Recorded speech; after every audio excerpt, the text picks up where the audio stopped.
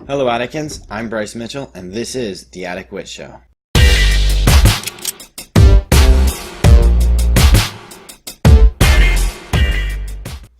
So it has been months since our last release, and I'm sorry for that.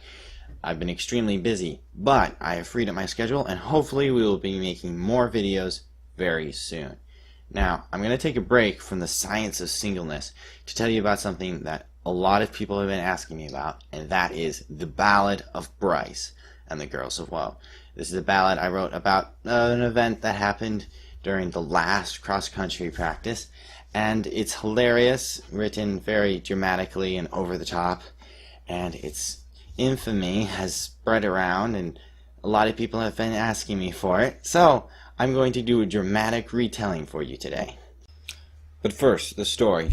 So, I came to practice from calculus. I was a little bit late, so the guys had already started. So, I went in the direction that I'd been told that they had gone, to go and catch up with them. And I hadn't gotten far before I heard this yelling and screaming. And I'm like, oh man, that sounds like teenage girls. It must be the guys' team. So, I went down this hill, and then I came into this clearing, and there was not the guys, but the girls' team, hanging from this cliff. And all of them were just screaming and laughing. Now, there was this hill, a very steep hill, and then the stream, but the hill had eroded until it was straight up and down, about a 20 or more foot drop, okay? And they were hanging from the highest point. And the path they had been running on runs right by the top of the cliff. And so, they're screaming help, and I am faced with this moral dilemma. So I hadn't actually met any of the girls on the girls' team because, well, I'm just that good. And so I was faced with the dilemma, do I go there and, like, blow my cover, or do I help them? And I ended up helping them, which I think was probably the right decision. So I ran up the hill. I asked them what had happened. They told me that they turned too sharp and fell off the cliff, though I'm not sure how 4 girls turned too sharp on a single file path and didn't notice that the person in front of them turned too fast. But anyway, I pulled them up, and then I went and found the guys, and they had a heyday when they heard the story. They teased me so much, and one of them blackmailed me, threatened to tell coach that I had flirted with the girls, which of course I never did. I barely said a word the entire time. But anyways, so that was the last practice. And after the season had officially ended, after the last time we met, I wrote this ballad to kind of commemorate the event, and also I thought it would make a hilarious adequate story. So, here is the Ballad of Bryce and the Girls of Woe. A dramatic retelling in my best ballad voice. The Ballad of Bryce and the Girls of Woe, a mostly true ballad of misfortune and high adventure. Names have been omitted to protect the innocent. A young man named Bryce was once in cross-country. He always came late from calculus. Every practice he had to catch up to the boys, his person and character immaculate. The 12th of October was the fateful day. As he set out on his run, he heard a scream, a yell, a holler. It must be the boys having fun. But was he wrong, and pain he would suffer, for hanging to their demises?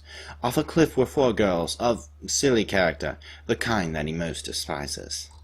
He thought, I could run, yes, even hide, no one would know, no one can. But raised him right his mother had, to be a selfless gentleman. Throwing away his own self-interest, the cliff he scaled altruistically. 2 girls at top, 4 more down below, all of them screaming most helplessly.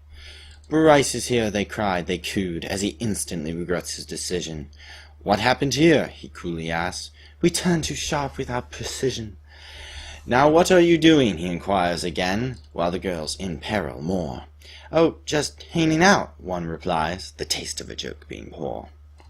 Now 2 girls stood up top and watched, helping being too easy, and left to our poor hero the saving of everyone, a total of 4 ladies. He wasted no time, so he would not suffer, and pulled the first 3 like a man. He advised, grab my wrist, if you will, but they fiendishly grabbed his hand. As he pulled the third up, the fourth fell further, but his fill of girls he had had. So he stood at the top, put his hands on his hips, and said, 3 out of 4 ain't bad. The leader wept. I could not live with knowing I left her behind. Bryce thought to himself, well, I sure could. In fact, I really wouldn't mind. He watched as the girl, quite pathetically, climbed up very amiss. He thought she could make it if she tried. I bet she does it on purpose. But forced his hand the little girl had, so he deftly leapt off the cliff. He extended his hand and said flatly, here, to be honest, I think she was miffed. He pulled her up by the strength of his arm and sat by the edge quite near. The girls all said, thank you profusely, but Bryce he did not hear. Deep in his thoughts which had wandered, when around girls they do, but Bryce is not like other boys. He was thinking about his shoe. Dirt had got in while saving, what was it? Monkeys? No, girls. He gets them confused. But he pushed from his mind the heinous thought of girls. Lest I be weak, he mused. The girls showered him with praise and thanks, Bryce, for leaving poised. But then one said, you can run with us, until we run into the boys.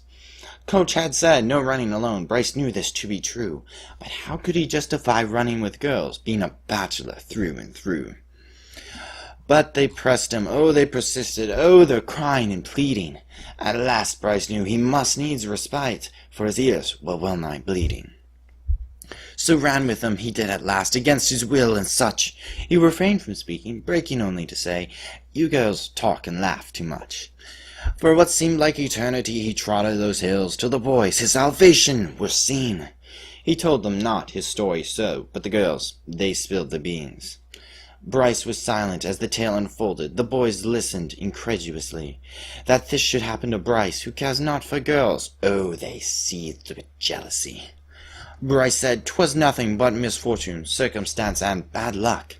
One replied, if only I had your bad luck. Another, my life doth suck. Bryce said, I ran not with them, parallel you see, there's no need to tell Coach. Don't bother her with such trivial things, I did nothing to deserve reproach. The boys threatened, blackmailed, and jeered, all while Bryce stood tall, but never did tell, the Coach did those boys, of what on the cliff had befall. His motives were undoubtedly true, he meant only well from the start. He thought little of himself, and mostly of others, a gift that came from his heart. So here ends the tale, a ballad of sort, of Bryce the bold, the nice, who had swallowed his pride and done what was right, but misunderstood, paid the price. And that last line is crucial. It accurately explains all the flack I've gotten for this ballad. Very misunderstood. But now you know the truth. Or mostly the truth. So I'd like to do another video of a commentary on this ballad, because there's a lot here I could tell you. And I'd also like to do a video on some of the responses that I've gotten to this ballad, which have been quite hilarious. This is the Ballad of Bryce. I'm Bryce Mitchell, and this has been The Adequate Show.